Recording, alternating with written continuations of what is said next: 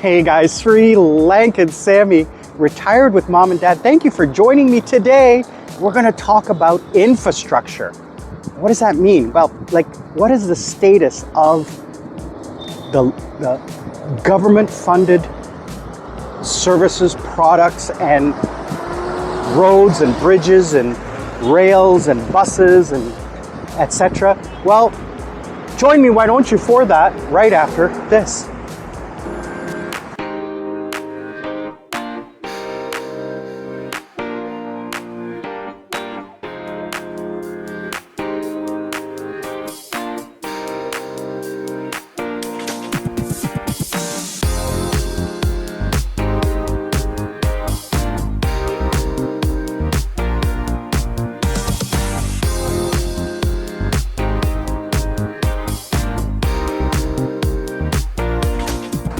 All right, well, infrastructure.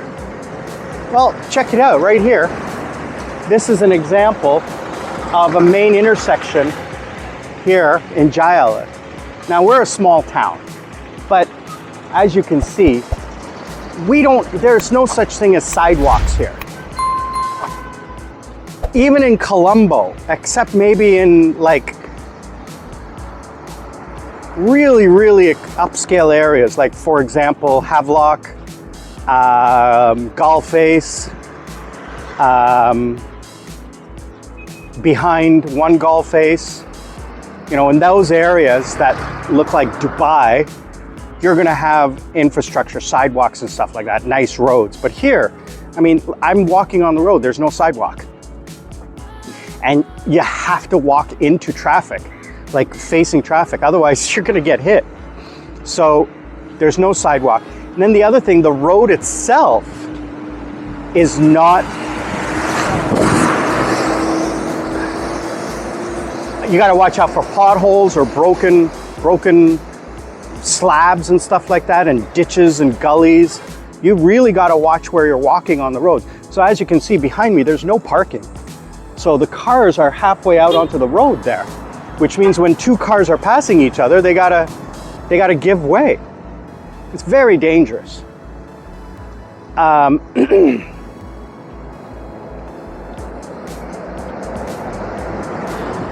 even the way the road ends and the driveway begins, you can see, it's not, as the water comes down, it washes away the road. Now, the roads around here are not good in the Western Province, I've noticed. One of the things I noticed when I went to Jaffna, the roads were amazing, were incredible.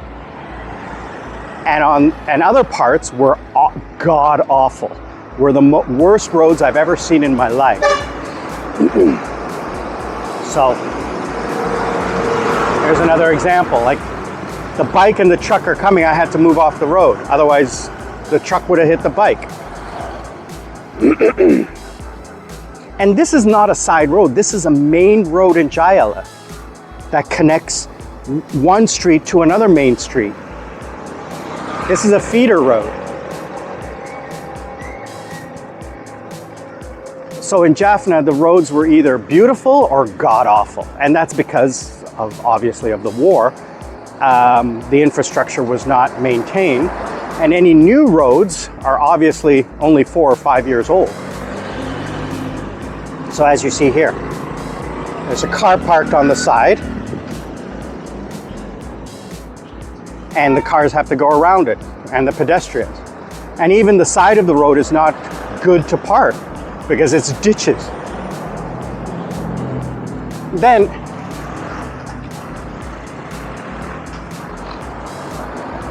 here's the other problem, is some of the roads are insanely narrow. Now this is, I don't know if this is a road or a private lane, but it's barely one car wide, barely. Two cars would have a huge problem in passing each other on this road. And this is the back way to get to my house. This is not a main road. This is an alley.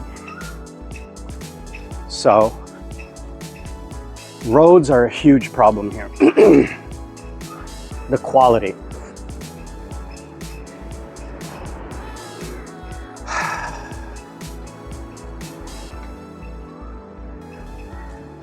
There are not a lot of highways in Sri Lanka. There's one main highway from north to south, or from Colombo to Galle, that's it.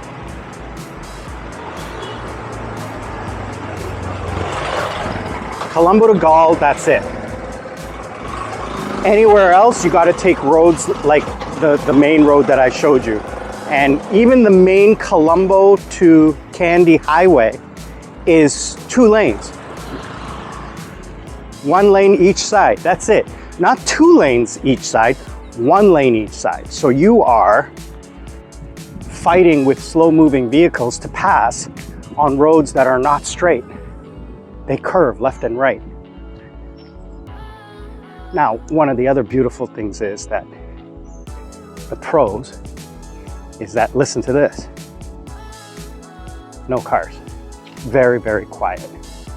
So where I live, out, away from the main road, I don't hear trucks. I don't hear beep, beep, beep, beep, beep, beep, and the diesel engines and the no mufflers, etc., etc., etc. Guys, thank you again for joining. I do appreciate it. Please comment. Let me know what you think, okay? That's most important to me. A comment will go a long way to helping the channel.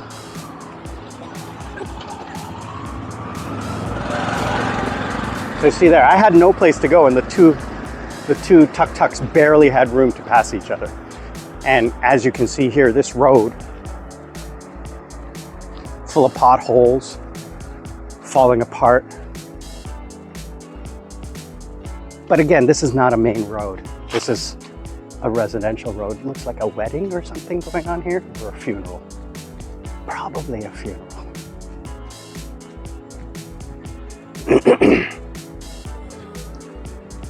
Yeah, it's a funeral.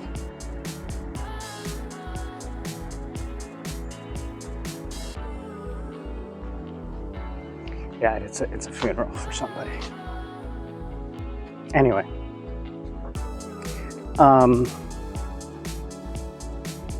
Trains. Now, I'm not putting down Sri Lanka, so this is just my personal opinion, okay?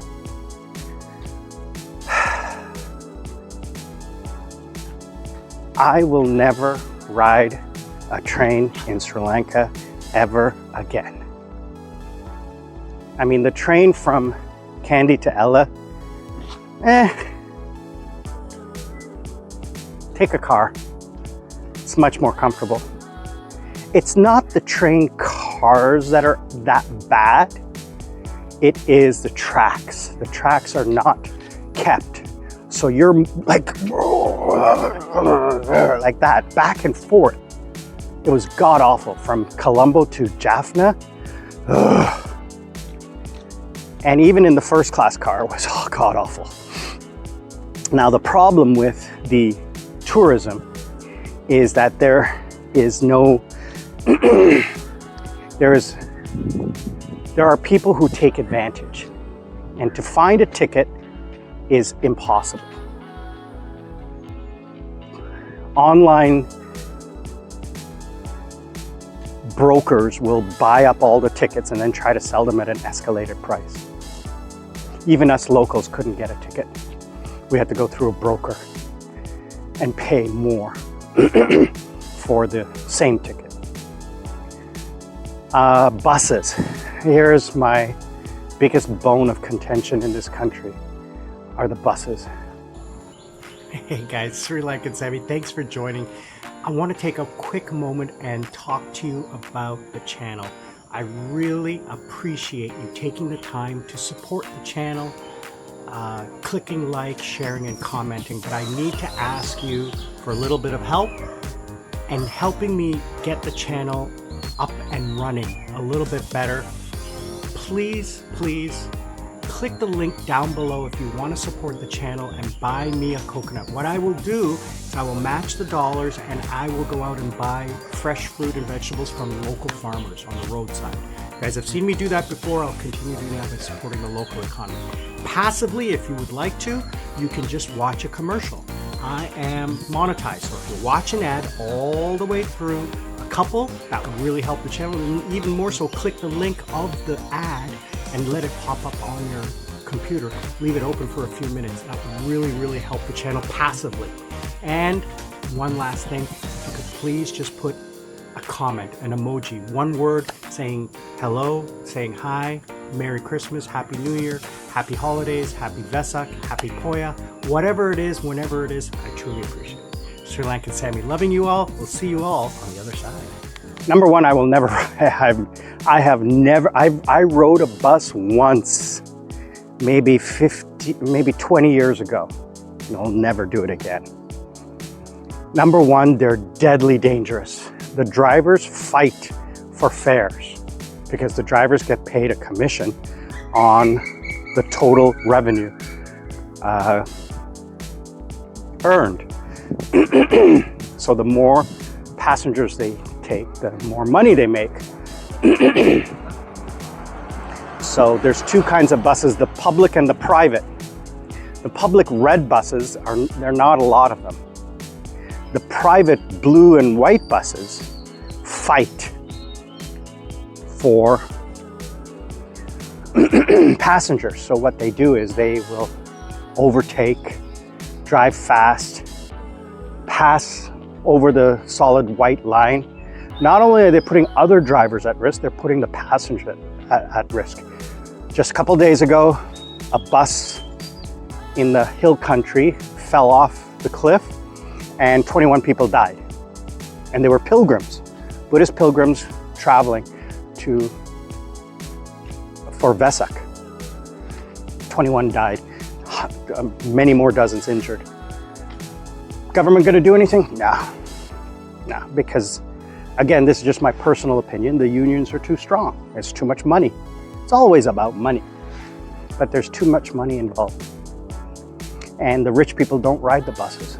And this country, unfortunately, is run by money and the interests of the rich. Again, just my personal opinion, but correct me if I'm wrong. Isn't that true about any country? So buses, trains, roads, internet, online services. Now this country wants to be an online leader. The problem is, it doesn't work, and it's susceptible to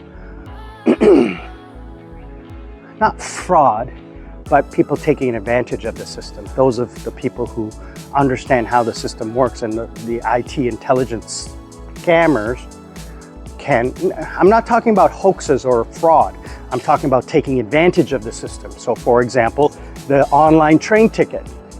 So you can buy a train ticket online, but if you can write a software program that can bypass the internal systems to buy tickets in bulk, then it's not illegal, it's just taking advantage of the tech. That's too loud over there. Anyway, the government wants to make Sri Lanka a digital country because for too long it's been stuck in the paper domain. And that's because the government is the biggest employer in this country. And if they got rid of all of the people who are working in the government, the country would, fall into chaos. To get anything done, so like, let me give you an example. If you come here, you will notice, go to a store, go to any like smaller store or mid-sized store, and buy a pair of socks. So for example, I went to Barclays at either Majestic or Unity. In Bumbalapitiya, I went to Barclays, which is a large tech company. that sells computer parts, electronics, etc. It's where I bought my UPS. So you go in there and you want to buy something. So you talk to a salesman, he shows it to you. Then he writes a receipt and you have to go to another guy to pay for it. Then you take that receipt, you bring it back to the salesman, he looks at it, and then he boxes everything up for you. Then he takes that and the receipt and you to a third person who then checks over everything, and then you can leave. It's the same for a pair of socks. Now, that is to ensure that the customer receives the product in good standing, and number two, that there's no fraud or internal theft. But if you made it purely electronic, you would get rid of 3 people's jobs.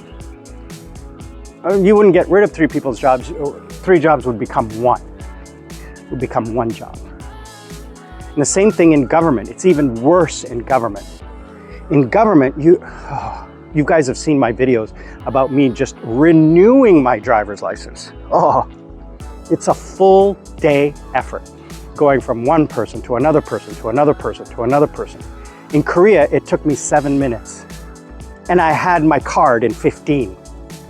Here it's going and going and going, and then finally you have to wait like 3 hours to get the card.